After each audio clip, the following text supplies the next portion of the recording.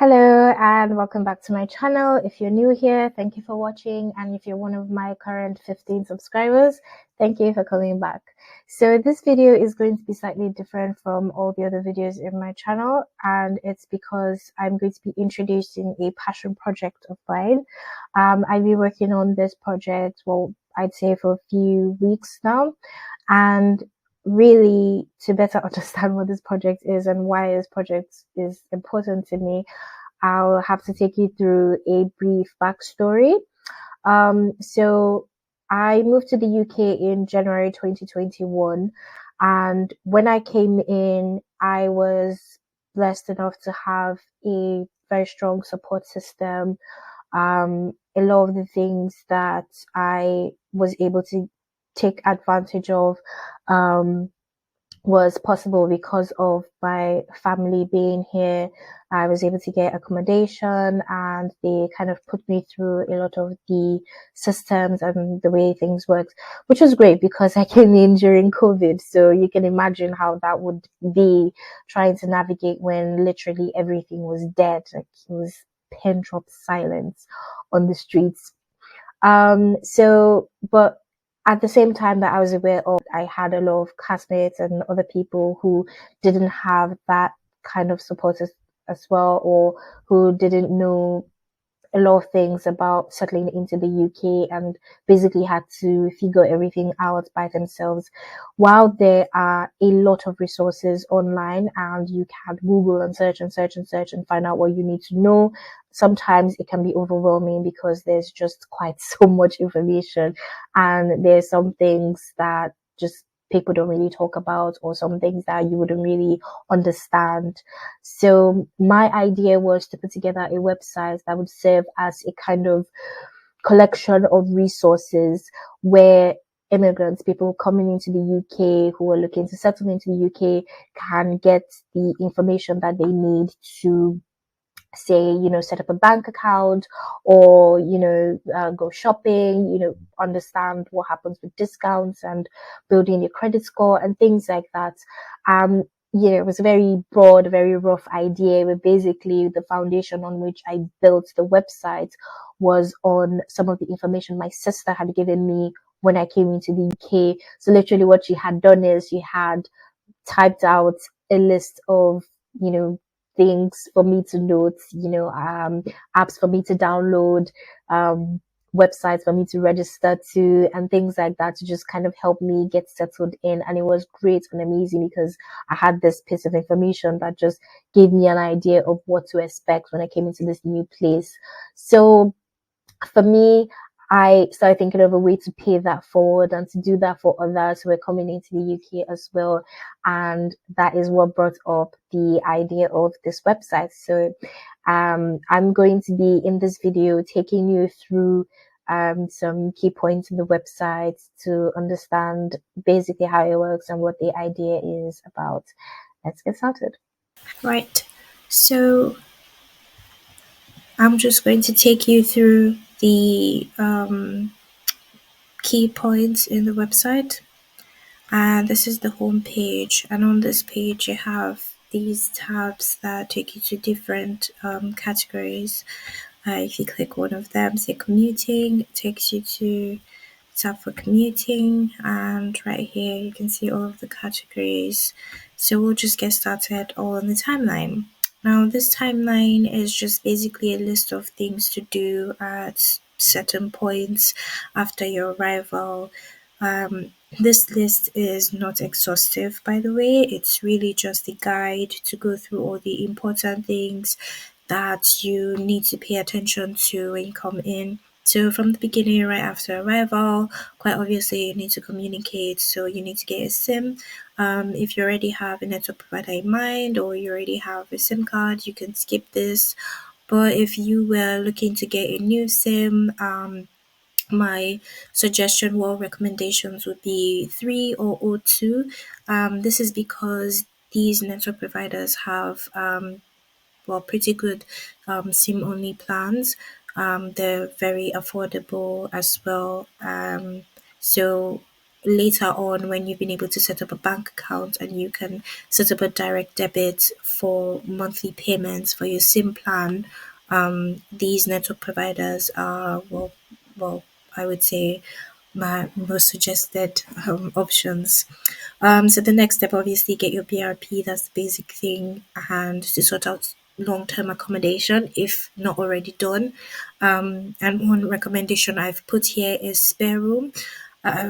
Really, if you just want to have like one room to stay for a few months before getting settled in, or to say more preferable accommodation, then spare room is one option. There are many others. There's Zoopla, there's Rightmove, and many others.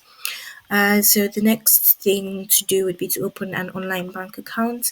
Now, if you're coming in with an international student visa, um, your best bet, your easiest bets for bank accounts would be one of these, either Starling or Monzo. And that's because any other bank account would want you to have any bills that are in your name. So even though you do have an address where you're staying in, if it's a room or one bedroom or something that you're renting, or shared accommodation, they would want you to have a bill that's in your name, and that can take some time, or some of them would want to see something with some sort of history, accommodation history. So if you're coming in with just your BRP, you would be able to set up a online bank account with either Starling or Monzo, and you have a card, Mastercard, and everything. So that would be my recommendation, is to first open these up so that you can get your money moved into the account and be able to transact and move around easily, because quite a lot of businesses nowadays in the UK do not take cash. So if you're coming into the UK from whichever country, for this video, I would mostly be using Nigeria as an example. If you're coming in from Nigeria, you'll most likely have your money in cash, and it will be difficult for you to do a lot of transactions, because some businesses will not take cash; they will only take payment by card. So the next option, once you set up your bank account, then you'd be able to get set up your direct debits, and then get on a SIM only plan, and that just makes it cheaper for you to stay connected. Most plans would be like £8 for 10, 12 gig, and that's quite enough to last for a month. Even if you're moving places and you don't have Wi-Fi and you really need to stay connected on your laptop or on your phone, 12 gig is enough for a single person to use for a month. So that would be my recommendation. And if you click right here, it will take you to a link to three, which looks at the student accounts, which once you just put in your student email address, you'd be able to get access to all of the student offers. So the next thing to do would be to apply for your national insurance number. Now, it's important to apply for it quite immediately after you get your BRP, because sometimes the NI number can take a while to come out. When I came to the UK, it took months, I would say. But at that time, because it was just in the middle of lockdown and a lot of services were limited, they I was allowed to work before getting my NI, but right now I don't know if that would still be the case. So it's just better to be safe rather than not be able to start a job because you're waiting for your NI. So just apply for it as soon as possible, even before you even get a job or start searching for a job. The next thing I would advise to do would be to register with a GP. Now, this one, a lot of people might just ignore it, but why rule is because you pay quite a lot for IHS, so might as well just take advantage of it, even if you don't really plan to use the service, but at least just getting your health records on the system, so when you do need it or if there's any issues, things can come up, and they'll just basically have set a baseline for you, asked to do your weight and your height, and yeah, all those basic things. So just getting registered is a good idea. The other thing, and this is very important, which is why I've marked it with an exclamation point, is to register to vote. Now, registering to vote helps you to be able to build your credit score, and with a better credit score, then you'll be able to get better loans, and just everything, just basically, everything financial rests on a good credit score. So I've put in a link here to find more details on the gov.uk site. The next thing to do, which I've also marked with an exclamation point, is to apply for a provisional driving license. Now, I have a funny story about this driving license thing because personally, I did not apply for it as soon as I should have. And when I wanted to buy a bottle of champagne for my sister for her birthday, they asked me on the seal for my license or well means of identification, and I didn't have any because I was just coming from work, and I didn't carry my PRP. Can't carry my PRP everywhere with me. So having the provisional driving license just makes it that you have a means of identification with you at all times, and it's also a step towards getting your actual driving license, which can take some time to get. So the next step would be after getting the provisional driving license would be to prepare and book for your driving theory test. I would suggest that you do this as soon as possible because sometimes it may take some time for you to be able to book the test if you're actually working full time. But if you're working part time, then you have time to be able to study for the test and pass it. And the theory test results last for about 2 years. So you don't actually have to take the practical test immediately. You can take the test and then just wait and take the practical test when you have time. But it's better to have it and not need it than to need it and not have it. So there's also a link here to for you to book for your theory test, and it's really very easy. There's an app and everything, and if you just go through all of the details, you'll be able to pass it. And so the next step after taking your theory test is to book for your practical driving test. Um, they are it's always very difficult to get a practical driving test date. So my advice would be to book on time. And if your test date gets closer and you're not ready to take the test, you can always move it. But it's just important to at least have a date booked in and then you can move it later on if you want. The last thing on my suggested things to do is to build and monitor your credit score with ClearScore. So I would suggest you register um, sign up an account with ClearScore, and then with this you can be able to see your score and monitor it, and just basically see what the lenders are saying and know. They also have suggestions and ways for you to build your credit, and like I've mentioned before, everything your financial life in the UK is built on your credit, so you really want to get started as quickly as possible. This will take me to the next category, which is to talk about the managing finances. So here in this first item, it just talks about different ways that you can build your credit score. You can set up an account with, well, not even you can. My main suggestion would be to set up an account with PayPal because PayPal makes it easier for you to make payments on certain sites. Your payment is protected. So if there's any issue with the merchants, PayPal can actually refund you. Apart from that, PayPal also has a PayPal credit. So you can get credit limit of up to £1,000, maybe even more. You can also pay in 3 installments, and that's 0% interest. So you're not going to pay any interest. You just be, they just break the payment for you into three parts. Um, and yeah, and then there's also Klarna, which is another pay later service, and very, very offers you credit limit. So all of these ones can help you build your credit score if you set up an account with them. Other suggestions for managing your finances would be to set up a save the change. This is just basically a small way to kind of build your savings if you're not able to have a lot of funds to set up an ISA account. But generally, if you can, just set up an ISA account and save as much as you can in. It's just advisable to be able to get your savings started as quickly as possible. Really, that's just the main suggestion. The last thing with the finances that I want to talk about would be to set up an account with these all these apps that help you to make international payments. I personally use Lemonade Finance because they are secure and I've never had any issues with them in the past. I guess almost 10 months that I've used them.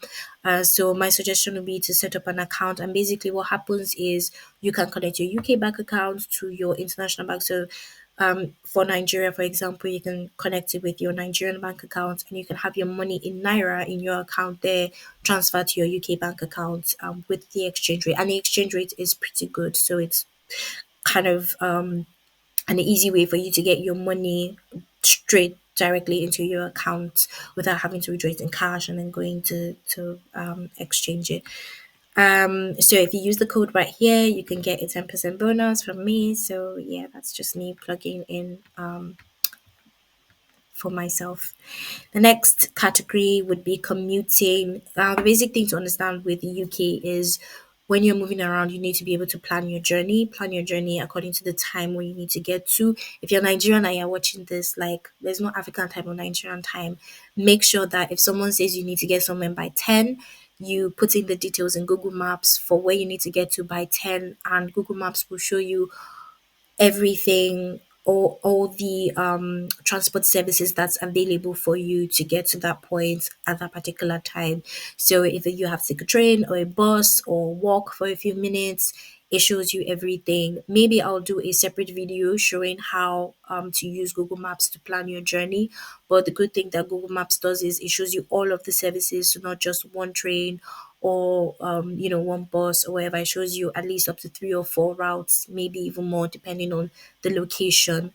The other suggestion with commuting that I have here is to get a rail card. Now, what a rail card does is it removes 1/3 of the cost of train tickets, which is quite a lot if you do the math, and it lasts for an entire year. So, if you're going to be commuting a lot on the train, particularly, I will suggest that you get a rail card. If you're coming in with family, I would suggest you get a family and friends one, because when you get on the train with and you buy a ticket with a rail card, each person with a ticket needs to show that they have a real card. So if you have just one and you buy for more people, then you're going to have to pay the difference.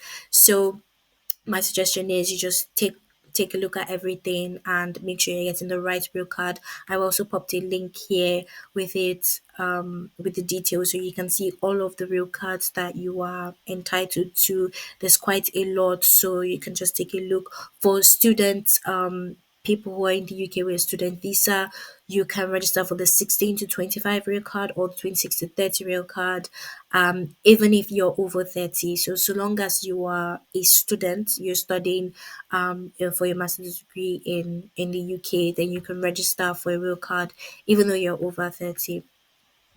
And the last suggestion for commuting would be to buy a manage your train tickets with Trainline. Now, this just makes it easier. Trainline is an app that you can get all of your train tickets from, regardless of the service, regardless of the location. It just makes it easier to have all your tickets in one place. And you don't have to get train line. You can get the individual train services. For example, I never use train line. I only use Great Western Railway, but that's because most of my travel was with Great Western. If you're using any other service, then it might just be advisable to get just train line and then have your tickets all on that one app. The next category is networking. Now, with networking, this can be like very confusing for a lot of people coming to the UK, because you want to get set up and start applying for jobs and everything, and it can be very difficult getting into certain industries or certain roles and things. But there are different organizations that have been coming up quite recently, especially for Black people, to help Black people just get a footing into, well, a lot of industries in the corporate world, in the working world, in the UK. One of these companies, which I really love, I got quite a lot of interviews through them, is 10,000 Black interns. So basically, it's a program where the mandate is to get 10,000 Black interns into companies in the UK. Now, you come in with an internship, but there's always room or possibility to actually get a full time role in the company. And there are quite a lot of companies that keep getting added onto the roster. So I would suggest that if you are looking for a job, if you're just coming in, even if you're quite old or experienced, wherever it is that you're coming from, or coming from Nigeria, if you're mid management, even, this is just kind of an added opportunity to get into a particular industry. They take a look at your experiences, and after that period where you're employed as an intern, there is actually possibility for you to be employed full time. So I would suggest that you take advantage of it. This is the link, so you can apply for an internship, and it's on a rolling basis, so it happens every year. The next suggestion for networking would be to set up an account with CV Library and Handshake. So these are basically just like job boards, companies, recruiters go on there to look for candidates. So I would suggest creating a profile. I am partial to CV Library because that's where I got my current job. And I think it's great because recruiters kind of look at your CV and see which role is perfect for you. And recruiters are really kind of like the best kind of people to help companies get employees. So my suggestion would be to go through CV Library. The next category is shopping. And with this one, my suggestion basically is just to set up an account for student discounts, and there are quite a lot of discounts available for students. There are two of these apps that basically help you scour the web for vouchers, discount codes, coupons, and all these kind of things. One is Totem, the other is Student Beans, and literally, if you click on it, it's an app. You download the app, and when you search for any, brand or company or service or whatever product, it brings out different vouchers and discount cards that are available for that particular brand. So my suggestion would be to set up an account with them.